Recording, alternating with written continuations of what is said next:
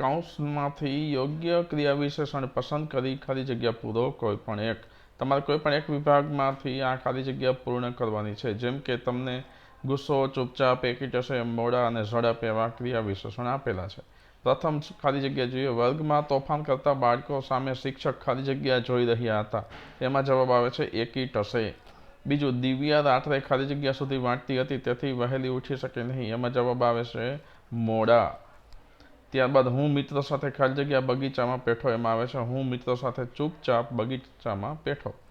ચોથું, દોડની સ્પર્ધામાં મેં ખાલી જગ્યાથી દોડ શરૂ કરી. તો એમાં આવે છે ઝડપ. રાજુના ચહેરા પર ખાલી જગ્યા દેખાતો હતો ગુસ્સો. તો રાજુના ચહેરા પર ગુસ્સો દેખાતો હતો. બીજો વિભાગ જોઈએ.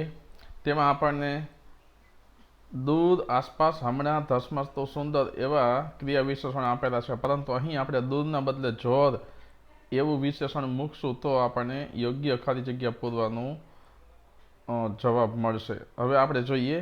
પ્રથમ છે તમે નિશાળમાંથી ખાલી જગ્યા જ ઘરે જવા નીકળી જાઓ. તો એમાં આવે છે હમણાં. એટલે વાક્ય બનશે તમે નિશાળમાંથી હમણાં જ ઘરે જવા નીકળી જાઓ.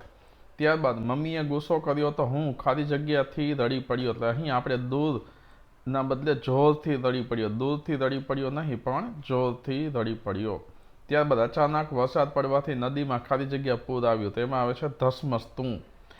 ચોથું છે ભગવાન આપણી ખાલી જગ્યા હોય છે, તેથી તેના પર વિશ્વાસ રાખો. એમાં આવે છે આસપાસ. પ્રાર્થના સંમેલનમાં આસ્થા ખાલી જગ્યા કવિતા ગાય છે. એમાં આવે છે સુંદર. ત્રીજો વિભાગ છે એમાં દૂર, પ્રથમ, ધીમે ધીમે, વારંવાર, જાણે એવા ક્રિયા વિશેષણનો ઉપયોગ કરીને આપણે ખાલી જગ્યા પૂરવાની છે. પ્રથમ છે સસલા અને કાચબાની સ્પર્ધામાં કાચબો ખાલી જગ્યા ચાલવા લાગ્યો. તો એમાં આવે છે ધીમે ધીમે. બીજું છે નિશાળ અહીંથી 2 ગાવ ખાલી જગ્યા હોવાથી હું સાયકલ લઈને જઈશ. તો એમાં આવશે દૂર. તો નિશાળ અહીંથી 2 ગાવ દૂર હોવાથી હું સાયકલ લઈને જઈશ. રાગીણીનો વર્ગમાં ખાલી જગ્યા નંબર આવવાથી તેને ઇનામ મળ્યું પ્રથમ નંબર આવવાથી. ટીનું બહારનું ખાતી હોવાથી તે ખાલી જગ્યા બીમાર પડે છે. એમાં આવે છે વારંવાર. અને જાણે કુદરતનો કોપ ઉતર્યો હોય એવું લાગે છે. તો મિત્રો, આ સાથે જ આ પ્રશ્નના પણ અહીં 3 વિભાગ છે પૂર્ણ થાય છે.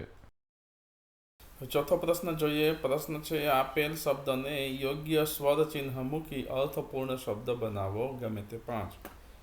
તો પ્રથમ છે કલમટર. તેની ઉપરથી આપણે શબ્દ લખી શકીએ કિલોમીટર. બીજું છે મહનદસ. એની ઉપરથી મોહનદાસ.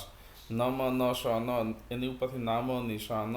સનવરણ. એની ઉપરથી સોનાવરણી. સબરકઠ. એની ઉપરથી સાબરકાંઠા. ટેલિવિઝન. એની ઉપરથી ટેલિવિઝન. તફનમસ્ત. એની ઉપરથી તોફાન મસ્તી.